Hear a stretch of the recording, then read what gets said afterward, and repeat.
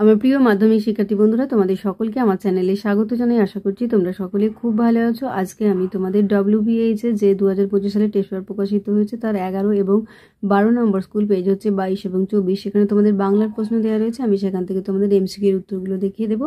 ইতিমধ্যেই যারা চ্যানেলটিকে সাবস্ক্রাইব করে নিয়েছো তাদের সকলকে অসংখ্য ধন্যবাদ জানাই, আর যারা নতুন দেখছো তারা চ্যানেলটিকে সাবস্ক্রাইব করে নিয়ে সাথে থেকো। চলো তাহলে শুরু করছি।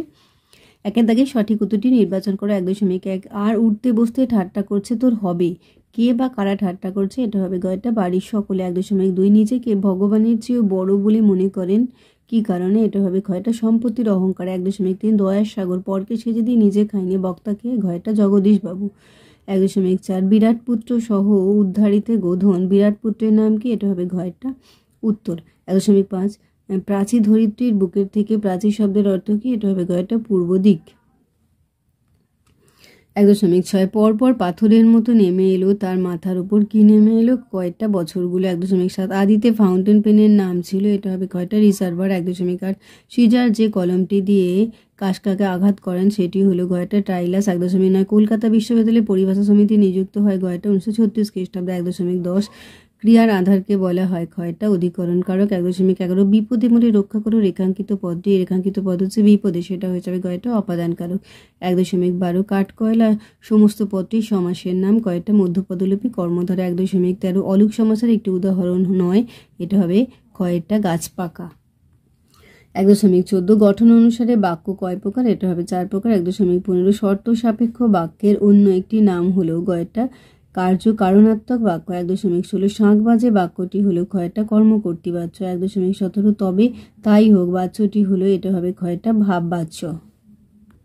এবার চলে এলাম আমরা 24 পাতাতে 12 নম্বর স্কুলে। একের দাগে সঠিক উত্তরটি নির্বাচন করে। 1.1 সূচিপত্রে তপনের লেখা গল্পের নাম ছিল, এটা হবে গয়টা প্রথম দিন। 1.2 স্টেশনের কাছে নদীটিকে নদের চাঁদ চেনে, এটা ক্ষয়টা 4 বছর ধরে।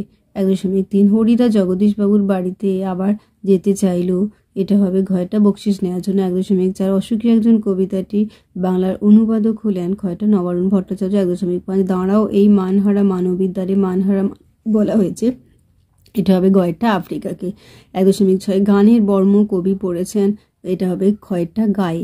1.7 রোমান সাম্রাজ্যের বঞ্জের শলাকার পোশাকের নাম, এটা হবে গয়টা স্টাইলাস। 1.8 হিমালয় যেন পৃথিবীর মানদণ্ড উক্তিটির বক্তা হলেন, এটা হবে কয়টা কালিদাস। 1.9 এক সময়ের লেখা শুকনো হতো, এটা হবে ঘয়টা বালি দিয়ে। শুকানো হতো, লেখা শুকানো হতো বালি দিয়ে। 1.10 অকারক পদটি হলো গয়টা সম্বন্ধ ও সম্বোধন পদ। 1.11 আনিলা তোমার স্বামী বান্ধি নিজ গুণে, রেখাঙ্কিত পদটি হলো ক্ষয়টা যন্ত্রাত্মককরণ।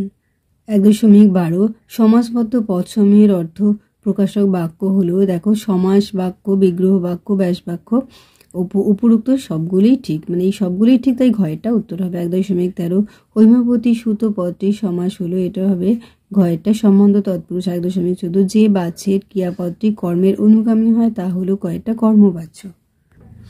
1.15 সানাই বাজে বাক্যটি কোন বাচ্চার? এটা হবে ক্ষয়টা কর্মকর্তী বাচ্চার। 1.16 তুমি আমার জন্য অপেক্ষা করো, অর্থগত দিক থেকে বাক্যটি যে ধরনের, এটা হবে ঘয়টা অনুজ্ঞা সূচক। 1.17 দুটি সরল বাক্য যখন সংযোজক পদ দ্বারা যুক্ত হয় তখন সেই বাক্যকে বলে ক্ষয়টা যৌগিক বাক্য।